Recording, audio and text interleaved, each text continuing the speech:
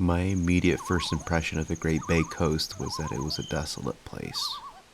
It reminded me a lot of coastal towns with buildings that have been long abandoned, worn down by the coastal winds and heavy moisture. The neglected state of the Oceanside spider house cemented this idea for me even more. The stark contrast between it and the pristine condition of its neighbor hinted that there may be something eerie inside. The peculiarity of this place always drew me in, and as a child I frequented it.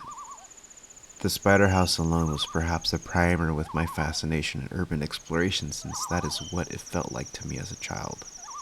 There was something deeply thrilling with having the chance to explore an abandoned building and discover what secrets may be within it. I would often imagine what this place must have been before it was left to decay. Who lived there? Why it was abandoned? These thoughts swirled in my head even before I fully understood why they fascinated me. It wasn't just a game location. It felt like an invitation to uncover something forgotten. I carried deep nostalgia for this place. I would find myself making my way back there. It became tradition, almost like paying a visit to an old friend. There was no real reason to keep coming back, yet I always did, drawn by something unexplainable. Maybe it was the familiarity, the eerie comfort of its emptiness, or simply the thrill of exploring the unknown over and over again. Upon entering, the sound of sculptures became omnipresent. A hidden path leads underground, giving the impression of descending into something unknown.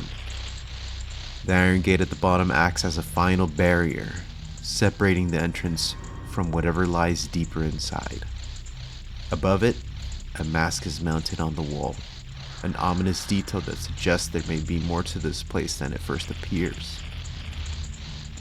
Getting past the gate and opening the door reveals a space that is both ordinary and unsettling. The hallways are lined with torches, staircases, crates, and jars, all wrapped in layers of spider webs. The steady crackle of the torches provides the only sense of familiarity, yet their presence feels as constant and deliberate as the nests that line the walls. This contrast between a sound burned into my memory and an underlying sense of mystery defines the entire space. I spent most of my time in two rooms. First was the library on the first floor. Something about it always felt oddly inviting. The stall child sitting in the chair and the other perched on the bookshelf gave the space a strange, almost playful quality, especially since they weren't hostile. The dim candlelight flickering between the bookshelves made it feel like a place you could sit and lose yourself in pages of forgotten literature, momentarily disconnecting from the impending doom above ground. But there were always small details that kept me from feeling fully at ease. Hidden holes behind furniture, skull kid portraits watching from the walls. Their purpose was always unknown to me, and their lack of explanation made them all that more unsettling. Majora's Mask has a way of making places feel like they hold deeper meaning, only to leave those meanings just out of reach. The Spider House is no exception. It feels like it's trying to tell you a story but stops just short of revealing its secrets. That balance between what is given and what is left unanswered is what makes this place so eerie. A part of me always expected to see a ghost or some sign of a haunting, but nothing ever appeared. Yet that absence never felt disappointing. If anything, it only deepened my curiosity. The more I returned, the more the place felt like my own space. Familiar, yet still full of unknowns, thus eventually becoming one of my many virtual playgrounds. The dining room was the other space where I spent most of my time in the spider house. The four stalled children seated around the table could be spoken to while wearing the captain's hat, and I had developed a ritual around this interaction. I would speak to each one, always responding with no when prompted, repeating the cycle with all four.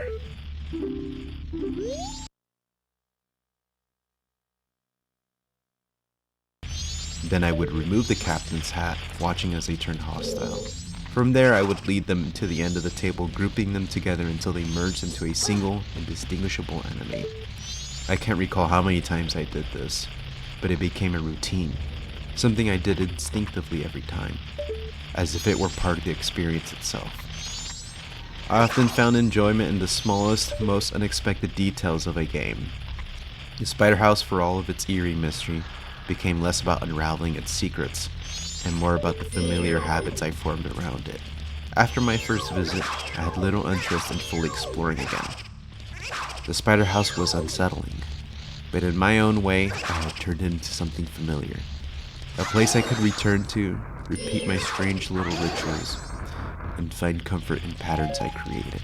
Looking back, it makes sense why this place stood out to me. Majora's Mask was filled with eerie liminal spaces, places that felt lost in time. The Spider House was one of them, a place that no longer belonged to anyone but was still frozen in a state of waiting. In a game obsessed with time slipping away, this place felt like it had stopped moving altogether. That's why I kept coming back. Not for the rewards or the secrets, but because it was one of the few places in the game where I could slow down, explore on my own terms, and create my own meaning within it. Whether through small personal rituals or simply existing within its strange empty halls, the Spider House became more than just another location. It was one of my first virtual playgrounds, a space where imagination filled the gaps left by the game, turning mystery into something deeply personal, something that lingered long after I put the controller down.